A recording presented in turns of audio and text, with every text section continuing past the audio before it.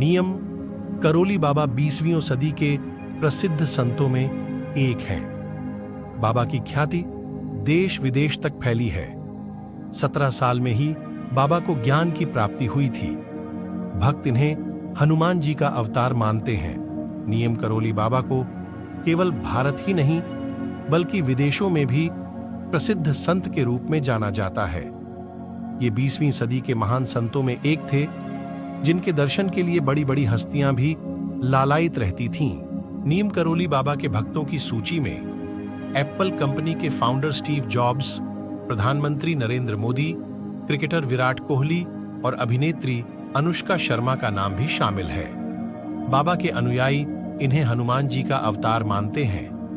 बाबा के जीवन से कई चमत्कार भी जुड़े हैं, लेकिन इतनी महानता होने के बावजूद भी बाबा स्वयं को साधारण व्यक्ति ही मानते थे और किसी भी भक्त को अपने पैर छूने नहीं देते थे।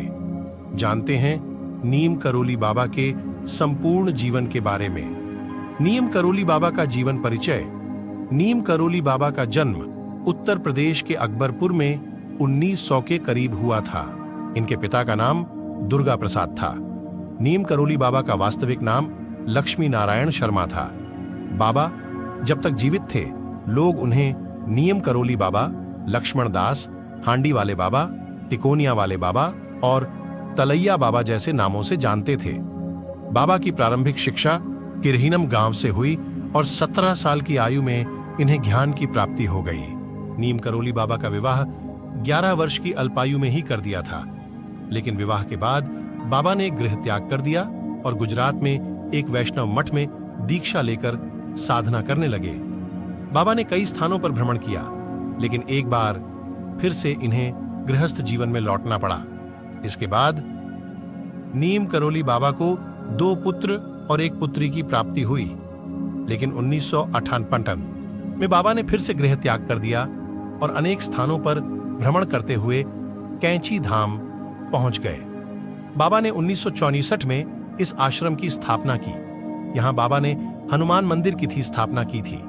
बाबा 1961 में पहली बार अपने मित्र पूर्णानंद के साथ यहां आए थे और उनके साथ यहां आश्रम बनाने का विचार किया था।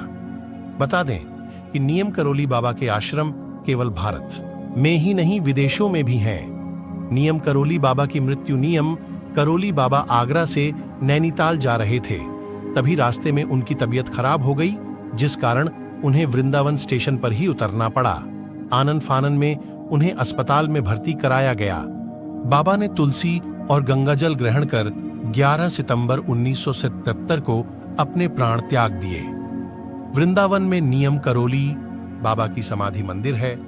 हनुमान जी के उपासक थे बाबा नीम करोली। बाबा नीम करोली को भक्त व उनके अनुयायी हनुमान जी का अवतार मानते थे, लेकिन नीम करोली बाबा खुद भी हनुमान जी की पूजा करते थे। उन्होंने हनुमान जी के कई मंदिर भी बनवाए। जब कोई भक्त नीम करोली बाबा के पैर छूता तो बाबा पैर छूने से मना कर देते और कहते, पैर छूना ही है तो हनुमान जी के छुओ। नीम करोली बाबा भले ही आज जीवित नहीं हैं, लेकिन उनके भक्त श्रद्धापूर्वक उन्हें मानते हैं। बाबा अपने अलौकिक रूप में भक्तों के बीच हमेशा विराजमान रहते हैं। दोस्तों, अगर वीडियो अच्छी लगी हो तो वीडियो को लाइक कर दे और चैनल को सब्सक्राइब कर दे और कमेंट बॉक्स में जय नीम करोली बाबा जरूर लिख दे। धन्यवाद।